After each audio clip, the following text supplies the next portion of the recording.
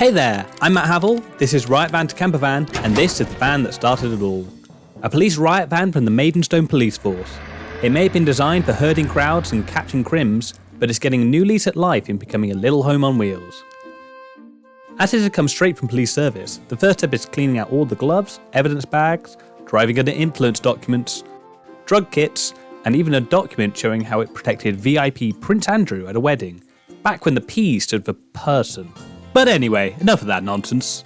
This van has taken me on a hell of a journey, both making and driving. Building my craftsman and camera skills as I go, I've now stripped back and redone this van to bring it to the standard I am happy with. But it's all about the journey, so follow me through this learning process, as I learn what it takes to be a camper man.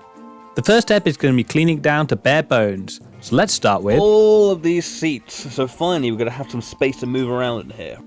So we take out the 30 bolts holding them down, and these seats exit stage right. And after a quick clean to remove the police grime and the police crime, they get sold for an enormous £15 profit. The next step is to take out the prison cell. When I first bought the van, I hoped to use these for a separate toilet and shower cubicle, but further inspection showed they were cracked through, so despite them being jammed in tight, they had to come out.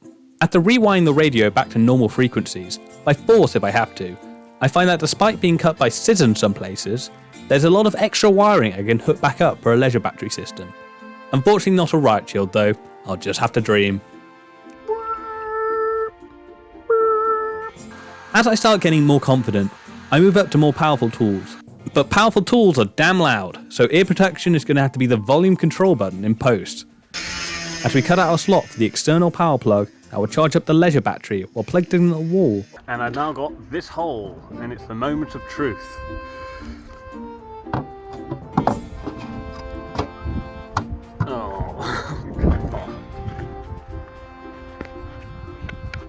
Just about fit a finger down there. Yep. Okay, that's not going to fit through there. It'll look weird, but hell, this entire van doesn't look weird. Another great find after removing a wall panel is a van already comes pre-insulated with a good 2 inches of fibre matting. It must have been a nightmare for someone to install, but I won't get a toasty gift horse in the mouth. But the dull grey of the panel didn't inspire anybody, so on goes a layer of primer to give new paint a chance to stick to the walls. Chaos then ensues. We're just going for some happy little strokes.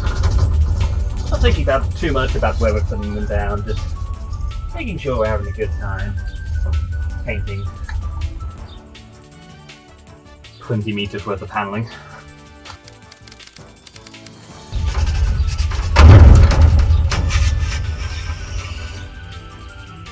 Stay.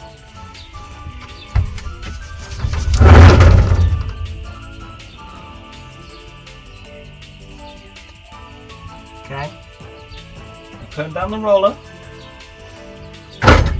Nobody has to get hurt.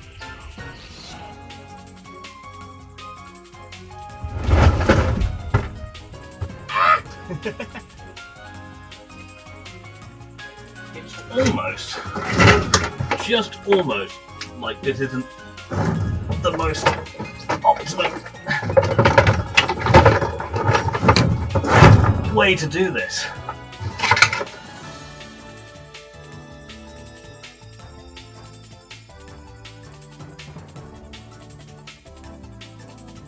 Feels like that bit at the end of Art Attack where you put a load of stuff in the field and the camera zooms out and it's this whole magical, gigantic piece that he's been making.